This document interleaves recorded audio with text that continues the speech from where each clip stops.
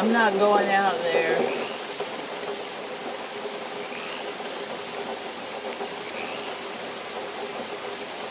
The Hidden Life of Trees by Peter Woolpin.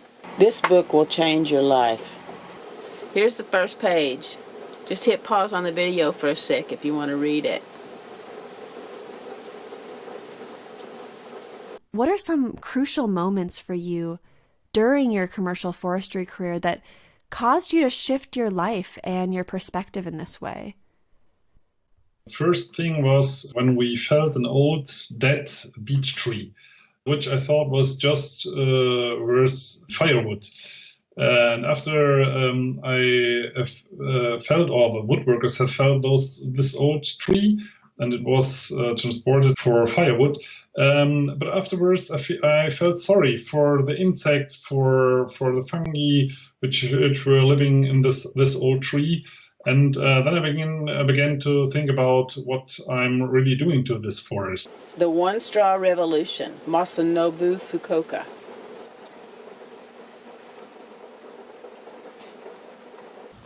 Fukuoka さんの自然農法、その集大成といえるのが粘土団子です。地にさまざまな種類の種を混ぜ、水を加えて練り込みます。クローバーや薬草の種も入っています。何にもしないのが最高の農法になるということですね。This was a great jumping off point.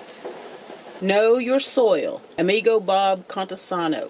He goes into detail about organic matter, making compost, buying compost, how to take a soil sample, how to read a soil sample, how to remediate if something is missing in the soil.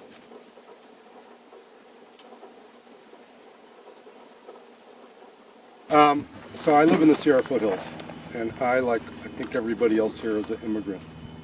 My family came here in the 1760s, but they brought plants with them. And those plants are mostly what we eat or drink. Very little of what we eat today is native. Traveling around as hippies would want to do, find out what's out there. And 12 miles down a dirt road, we came across an orchard in the middle of the forest. Knew it was old, it was abandoned. Without knowing it, I'd stumbled onto a treasure trove of heirlooms. You know, we started taking care of that place. So this might be a little bit heavy for just a general gardener, but if you have an interest in soil science, this is a book that's probably not going to come across your Amazon list. What's cool about Amigo Bob, he died and he had himself cremated, and all of his friends sprinkled him all up and down California. This book is also sciencey. Soil Science for Regenerative Agriculture, de Plant. If you want to reintroduce the soil food web into depleted soil, this is a comprehensive guide and a good way to get there. Please subscribe. It helps the channel grow. Thanks. If you nerd out, this is a good one. This is a good one. Teeming with Fungi, Teeming with Microbes, Jeff Lowenfels. These are great books to read. There's my place.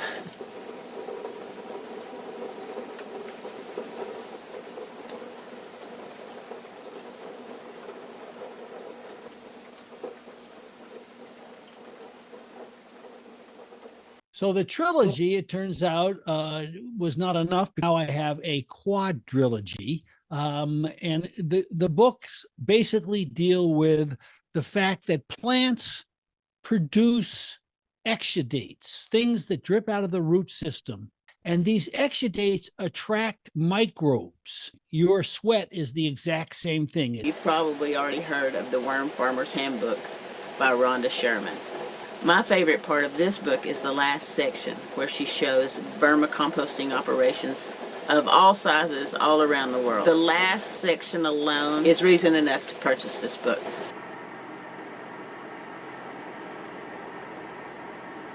So you don't want to just grab any worm and put it into a worm bin and expect, that it's going to do what you want. The anisic earthworms, they're the big fat nightcrawlers that we're familiar with. They make vertical burrows in the soil.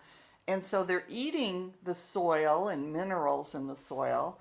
And then sometimes they come up at night out of their burrows and they'll grab some leaf litter and take it back down into their burrows. And then you have the endogeeic earthworms, and they always live underground. So they make horizontal burrows, and they're just consuming soil. Epigeic, and it does not live in the soil or eat the soil. It lives on top of the earth, at the bottom of a leaf pile or under a log, someplace where it's dark and moist. They are the ones that you use for vermicomposting. Is this better?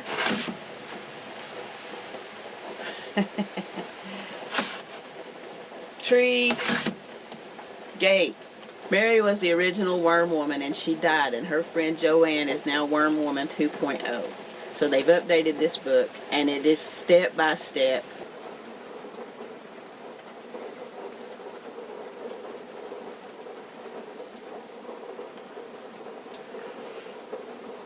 Here!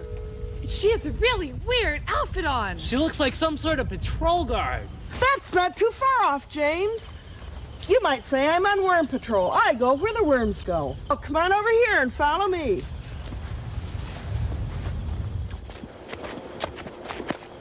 When you look closely, you'll find these little irregular piles of worm manure. Worms are detritivores. That means they eat dead stuff and make plant food out of it.